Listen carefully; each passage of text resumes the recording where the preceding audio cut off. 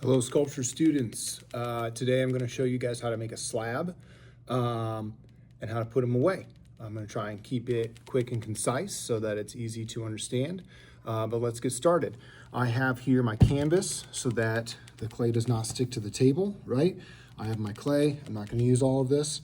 I have my board, right, that I'm going to need later. I have my bag. I'll need to store it. I have a piece of paper that I'll put my name on.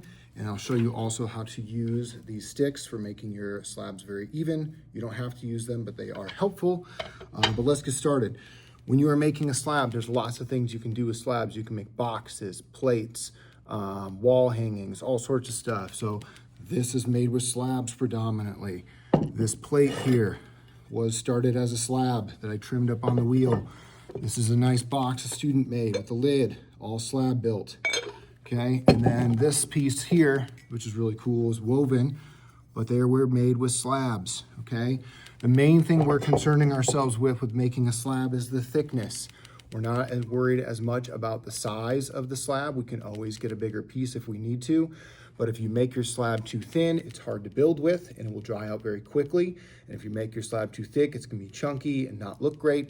So try and use this as a guideline. Not much thinner than this, not much thicker than this. This will help you out. So let's get started. I'm gonna grab a piece of clay. A softball sized piece is a good way to start. I'm gonna get the clay warmed up. We do not need a perfect ball. Do not spend time making a perfect ball. I'm just gonna get the clay warmed up. All right, so now I'm gonna put it on my canvas here, okay? And I'm gonna press and flip. Camera down just slightly. Press, flip.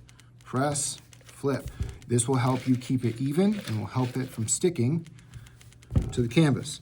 I'm pressing from the middle outwards so I can see how big it is. If you start smashing the edges, it's hard to tell how big the middle is. All right, this slab is pretty good. And it's actually almost done, okay? So this is how thick it is right now, right? A little too thick. So what I'm gonna do is, again, you don't have to use these, but this is how you do use these.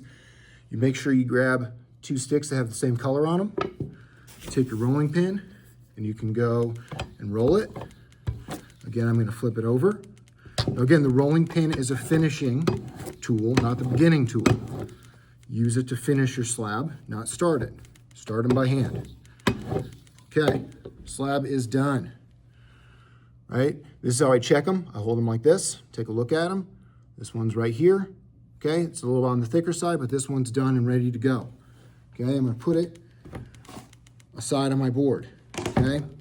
I'm gonna make one more really quick. It won't take long. So again, you can use these slabs for all sorts of things. What I'm gonna do is I'm gonna make these slabs ahead of time for my project that I'm going to make, and I'm gonna put them away.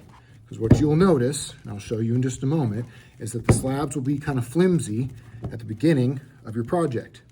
You have a hard time building with very flimsy slabs. So what we're gonna do is put them away for a day or so, let them kind of set up, harden up just a little bit. Roll this one more time. This one's done. Now you can see again, very flimsy, not usable. So what I'm gonna do is I'm gonna stack them on my board, right? I'm gonna put some paper towels in between them, and then I'm gonna put my name on top. I'm gonna put the whole board and everything in the bag. That way I don't have to grab the clay, I'm grabbing the board. Ta-da, slabs. One thing I will note is that if you do mess up on your slab, okay, don't take it and fold it up, all right, and try and make a new one. Because what I just did is I trapped a bunch of air in the clay, and you will get air bubbles in your clay project, and air bubbles will trap moisture. And when I go to fire the kiln, okay, it's going to result in steam, and then the steam is gonna have to find its way out. So you can see here, I had some air bubbles because I folded it up. If you mess up, just take it, put it in the bag clay bin, get a new piece of clay, try again. It'll solve a lot more problems than you keep trying to use the same piece. All right, so that's how you make slabs. Hopefully that's helpful. All right, bye.